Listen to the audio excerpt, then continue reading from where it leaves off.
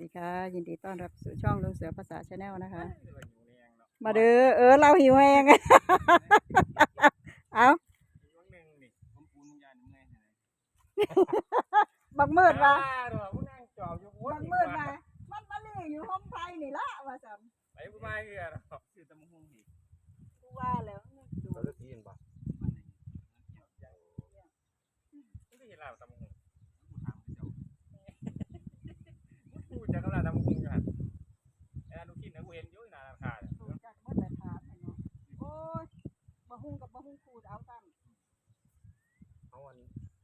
ตกกาตัวยังแล้วก่อนเอามาตำกินยี่ปีละห้อง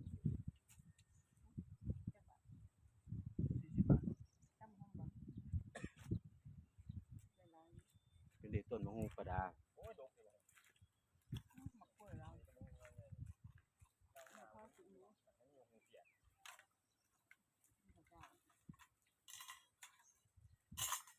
ถ้าอยากข้าเจ้ากินข้าเจ้า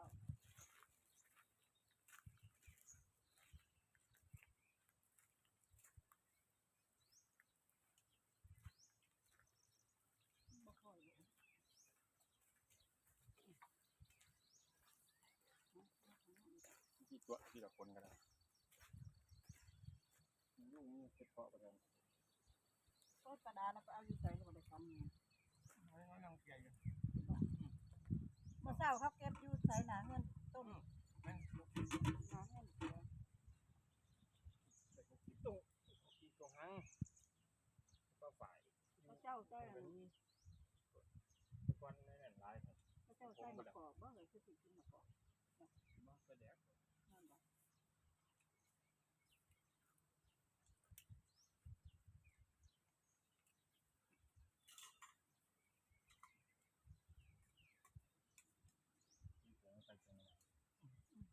มาคุยงานเลยคือบริหารมาซื้อหวยมาเอาแกงน้ำใหม่เลยใส่ประดาว่าหนาวเพราะว่าแม่เราพิ้งอิ่มหรือบ่ยังแล้วเราว่าเอาท่อไปจักเอาแกงน้ำไม้มาเพื่อแน่นั่นบุ้งเสืออิ่มเลยยกหม้อไปก็ได้กินเจ้าไรคนยกไปโอ้ชื่อตำมะฮงมาพอโอ้จำพอจะไปบ้านน้องเห็นบ่ส่วนทางดีเจ้าข้ากะมาบ่ยุ่งไม่ไม่ได้ดีไกลดอกผักบุ้งตำมะฮงนะกินกันเอาเลยกินไม่ได้หรอกตำมะฮงแกงน้ำไม้บ่ได้เผ็ดแกงน้ำไม้น้ำมันก็ยังเผ็ดละสิเจ้ากินหรือบ่แกงน้ำใหม่ต้องกินกันเลยบ่ได้เผ็ดแต่ยังเป็นเทสก็กินไม่ได้อีเดนน้ำไม้ก็เป็นนี่เทสกินได้ไม่เผ็ดเลยถ้ากินเขาก็กินเป็นเฮาลุงเสือเจ้าเฮาทั้งเลอ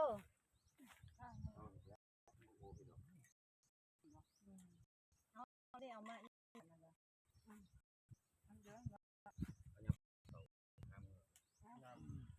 มันดำน้ำแทนยาวอยู่หรอเพื่อนนี่จ้ะตั้งกินกันแล้วพักก็ได้ดีอันเอาไปกินโอ๊ยมันจังมันเป็นน้ำก็ยังกินน้ำมือเด้อ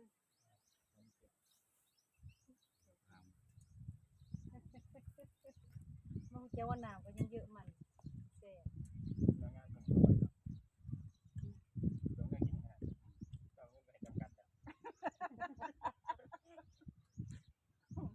ดูสิต้องดื่มไม่สิได้ตั้งตำมะฮงได้ตั้งตุ้งสิ้นเหรอมึงเวลาบอกว่าน้ามึงอยากกินอะไรมึงก็ซื้อมามาบอกก็ซื้อได้เนาะเงินอยู่ในมือตานี่บ่เขาไปซื้อเครื่องดื่มเขาเลยบอกว่าจะกินยังก็ซื้อมาด้วยแต่มะม่วงเนี่ยเด่นแล้วมันใหญ่เราให้หลายเล่าให้ได้ร้ายบ่นะบ่าวเราเคยหลายผักผักบุ้งตำมะฮงทะลุทะลุฮะพอเทมเพิ่มบ่นอนแดงๆงามเลยล่ะบ่เก็บบ้านเดินตอนนี้เนาะใช่ป้าปุ้งแก้วนี่ กำลังงามเลยขึ้นน้ ดังเพื่อนเท่าบ่ งานอยู่น้องใหญ่เขาไปลงเอาตัว อืม สุดท้ายเดือนละ40 บอกเขาบุ้ง เงาเด้ หยอดแดงๆมันงามเด้มันอยู่ในน้ ก็ต้องไปต้ม ำหลัง ไปแกง แก แกงต้ม แกงส้มเนาะ แกงต้ม นั่นแหละเดี๋ยวเห็ดเข้ามาแล้วก็ ก็อยากอยู่เฮ็ดผมกับกระดอมหนาๆเป็นกระแซ่บมันผมจิตปาก ไม่ได้ผมเลย นั่นแหละคนจริงเนาะผู้กินบ่เป็นกับผม ำกินอะไรกินม่วงครับก็เบียมะขมจิตปาก อืม แต่กับเกี่ยวไปจับ เบิ่ง มัน แม่หั่นดอกมันก็จะแซ่บเนาะดอกมันหนามันดีที่สุด เนี่ยข้าวมันหล่อรุ่นดีเก็ตเลย แล้วบ่หากิน เราบ่หา จะได้ไปแก้แพ้กับมืดเฮ็ดเอากินกับลูกยากแล้ว เราบ่เรา ไม่ใช่ผ้าบ่หาวบ่ต้องเสือ แล้วหาด้วยกระดูก เราหาวจะตึกจะลุงบ่เฮ็ดบ่หาว แต่เฮ็ดแนวกินกับลีลักเรื่อยๆลูกเพิ่น เรา มา คัดเนาะ ลูกก็ ร้าน อยาก เรา กิ ลี นแล้ว นั่นเนาะเดื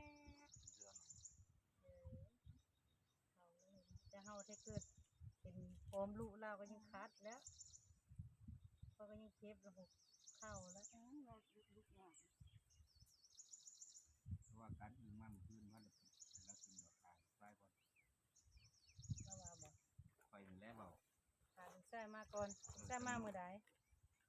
วันอาทิตย์มั้ง 22 23 บ่เขาไปเป็ดแล้ว บักอันนั้นกับวันที่เท่าไหร่22 21แล้ว22 โอ้คนเขาเวลาคนเลยจิตมือบ่ คือมังแดงในห้องเป็นตะนาย คนละ เนาะ 10มื้อ ก็จะ5เย็นบาท หมอนั่นกลับบึกดิกกันมา มังแดง เอาเพี้ยนน้อยได้แต่ได้อยู่บ่บ้านเจ้า ก็บริการขึ้นว่าสิไป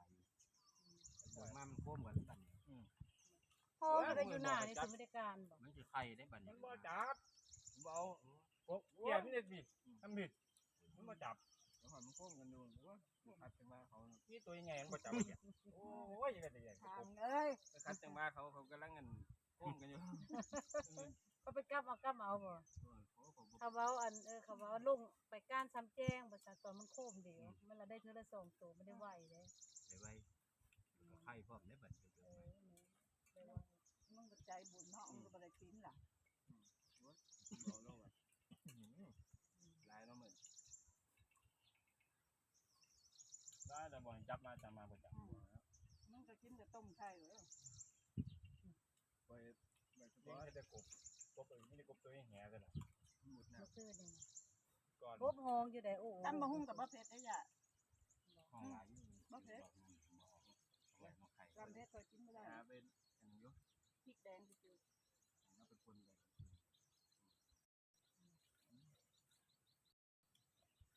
กินก็กินที่หาดระบายกินเมื่อวันระบาย มันคือบ วงสุดใส่ ๆจะกินหยัง แล้ แซ่ ว บ ป้ากับบ่วงมาให้เนาะ มา เด้อ กูก็เอามาควบคนอยู่ซ่อนก็ได้หาอัน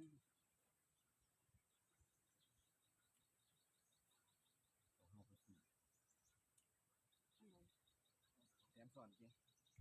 อยู่ของในร้านนะ มีแม่นอันนั้นมีแม่นข้าวผัดมีแม่นอันข้าวกล้องข้าวละแถมสอน ว่าไม่ใช่แบบสอน ก่อนแล้ว สอนไปที่สอนไปทำสอนแบบต่าง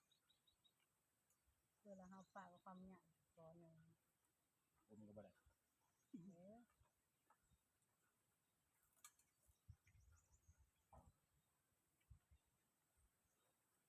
ไปก่อนนะ ก่อนเนี่ย เอาใส่ซ่อนอัน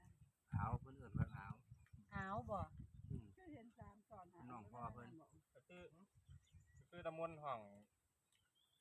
เสือนี่แหละ บ่แม่นอันนั้นน้องเขา น้ำมนต์ลุงเสือเฮ้ย คนละ ลุงเสือเนาะแล้วมันน้ำมนต์เป็นน้อง คือพานุ ลุงคนเป็น คือพานุ ก็คือจังมึงกับ บ้า เล่า ไอ้หน้าได้ ก็หน้าน่ะ เป็น ลุ คนละ ง อย่าง เป็นอันนั้นเป็นลุงอันนี้ว่าเขาเป็นลุงบ่ ไปมิตรหน้า มันเป็นลูก เป็นลุงกับเป็นลุงกับกับเป็นลุงกับลุงอะไรเป็นลุง ขาว ลุงเสือเอิ้นอา อืม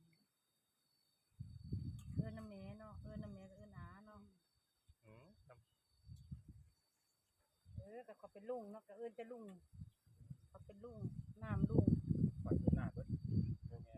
ทั้งแม่ข่อยเนาะใช่ก็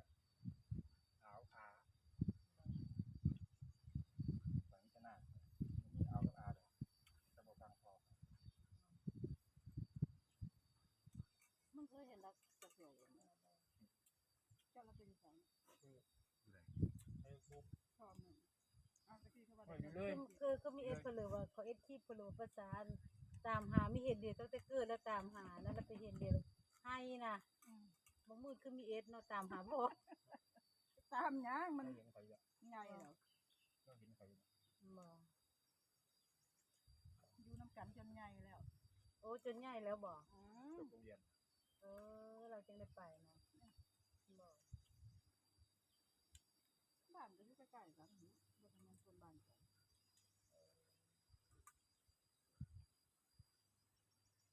มันเข้าอยู่เลย จะที่ไปดูที่เหรอ ประมาณนี้นะคะแซ่บๆ กิน น้ำ ข้า ลา วย ไหล เยอะ เลย FC เอ้ยตำบักหุ่ง ปานบ่งคือว่าเนาะกินผักหลาย มีผักอะไร ว่าไว้ลูกเสือว่า บ่กินหรอก ๆกินเป็นน้อยนี่ ว่าไป มาเข้าแล้วบ่กิน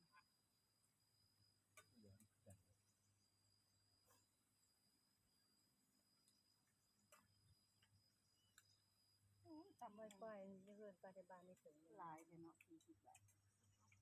เรื่องสำคัญ บ่เผ็ด เนื้อสูเจ้า มาซิมดูจ้ะ เออ แซ่บ คน เด้ ละมากินเบิ่ง ยัง แซ่บ เจ้าว่ามันมีเกล็ด เรากินเต่า เอาแล้วตำนานจะได้ไม่จำกัดจะไม่จำกัดของเรา ทำสาวบ่โอ้บ่มาง่ายหรอก ยังข้าวกระเป็ดเอายัง500มันท่าน50 บาทนี่ ร้านไปทางไหน บ่แม่นนั้นพี่ไปทั้งเส้นสุด พี่ ท้าย ไป นะ ให้พี่ไปร่างบุญบ้าน ตรงไป บ้านตรงประแดง ตรงไป เห็นบ้านไปบ้านตรงประแดง ใกล้ๆกับศูนย์เด็กๆเนี่ยตรงเข้าไปอีก ทางลัดไปบ้านตรงประแดง เฮ็ดเนาะ มีเกล็ด เอาพักไปให้ญาติ สั่ง ดาวละกินผัก มีกิน เอ้า มีจะพักอันนี้ โอ้ประทับยัง นั่น ก่ แห อ ละ น ตัวเผ็ด อัน โหระพาน่ะ เจ้าบ้านนั้นกบซุ้มมันก็จะมาอันบ่งกิเลสกันน่าก็จะมาเอาเนาะเป็นปอบเป็นปอบ มากกว่านั้น ว่ามี กิเล กิ ส น ก็ มัน จะ แซ่ หา นะของเพิ่มของภาษา เดี๋ยวพืชต่อไป ข้างก่อนดีกว่า ของเจ้าน่ะภาษาน่ะพ่อเหรอ จังเป็ด ลืมข้าวแล้วเพิ่นเนี่ยมัน20 นาที บ่ลืม